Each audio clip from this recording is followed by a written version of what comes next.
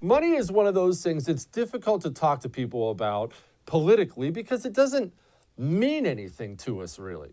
The numbers have gotten so big, it doesn't mean anything to us. You remember that old Joseph Stalin line when he was talking about the fact he murdered like 50 million people because he's the Antichrist? And what did Joseph Stalin say? One death is a tragedy, a million is a statistic. We are seeing that with money in the United States of America. You go through it. I go through it. Even a huge brain like mine goes through this. What happens is you start talking about spending $50 of mine. Okay, I want to know exactly where that's going. Why are you putting it there? What are you doing with this? You start talking about spending 500 billion, a trillion, 3 trillion taxpayer money. It's so large that it almost gets lost. It's so large, it becomes small. And that's where we are right now in the United States of America. And look, there are a lot of things that go into this. Frankly, both parties are responsible for this. I mean, you remember during the Obama presidency, all those tea parties that popped up? We can't spend like this. The spending, we're all going to die. Barack Obama's deficits were horrible. Worst we've ever seen, right? They were $1 trillion. One. We are about to have 4 trillion at least this year. Now, I understand what you're screaming at the TV right now, but Jesse, there was a pandemic. There have been other pandemics throughout the history of the world. There have been other pandemics in the United States of America, much deadlier pandemics, actually. And you understand that at no point did we ever even consider destroying the United States of America's budget over them. We never even considered it. It wasn't an option because it was sane, because they were sober, reasonable times where you made difficult decisions. And if there were times where you had to spend money, and they didn't do that often, but if there were times where you had to spend money, then you made some cuts some other place. But now, these numbers, they've lost all meaning. They have lost all meaning, and it absolutely drives me crazy. You understand what a big deal it was that Congress just passed a $2 trillion CARES Act? That is the most massive deal ever, and we already forgot about it, and the money's all gone. We passed the act and left the economy shut down, and it's already disappeared like a fart in the wind. Like it's nothing. It's already gone. 2 trillion of your money, of my money. Our next generations, plural, will be paying for that money. And somehow, some way, this concept of money has gotten lost on people. You understand? We spend more than we take in. You do that once or twice, that's a problem.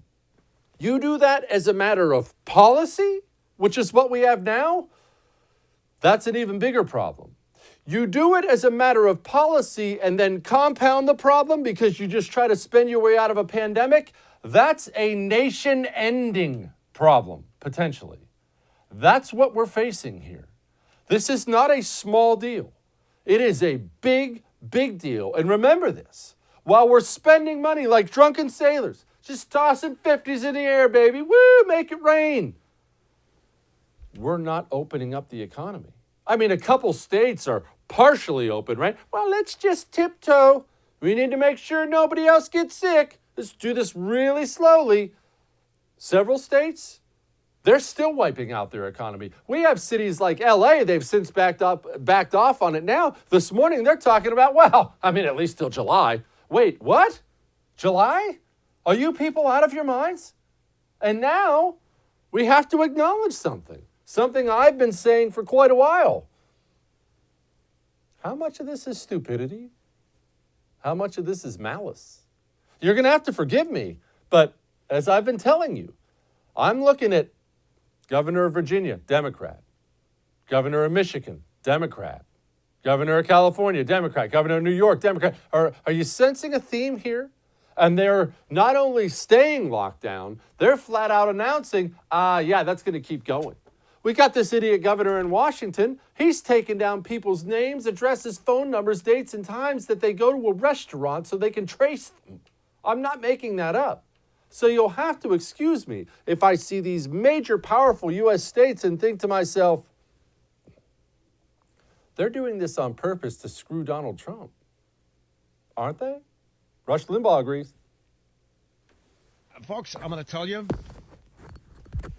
these next 4 months are going to be a veritable war like we have not seen. The American left, the Democrat Party,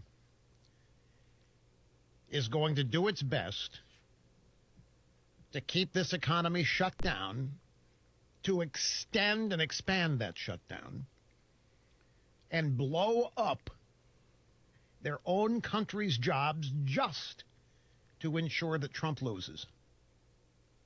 I know what you might be thinking. That's just Rush Limbaugh being crazy. Rush Limbaugh is right, like a lot, right? And where's he wrong? What else am I supposed to take from this? We have areas in these states that aren't even slightly affected by coronavirus. Even if, let's say you're in a state where you have an area that's been hammered. And New York's a great example. Well, you have New York City. Things are really bad there. Things are not bad in upstate New York. And yet the lockdowns continue for the state. You're seeing this in California. You don't realize it because we like to picture California as Hollywood and San Francisco and LA and the big city lights. You realize how much of California is completely rural? I can't believe I just said that word on TV and didn't mess it up. Nailed it. A lot of it. It's a big deal. And these guys, what am I supposed to think? Of course they're trashing their state on purpose. Almost all of these guys are independently wealthy. Not a single one of them has missed a paycheck or will miss a paycheck throughout this process. Every one of them is going to get reelected again because they're in solid blue states. What do they care? Shoot, that governor in Michigan, Whitmer, she's pretty much openly campaigning to be Joe Biden's vice president. What better way to be in Joe Biden's good graces than helping torpedo the economy of a swing state Donald Trump needs to get reelected? I don't know what I'm supposed to think. Hey, thanks so much for watching The First on YouTube. If you liked what you saw, go ahead and like and subscribe. You heard me. Like it, subscribe. You'll get a lot more of it and a lot more of me.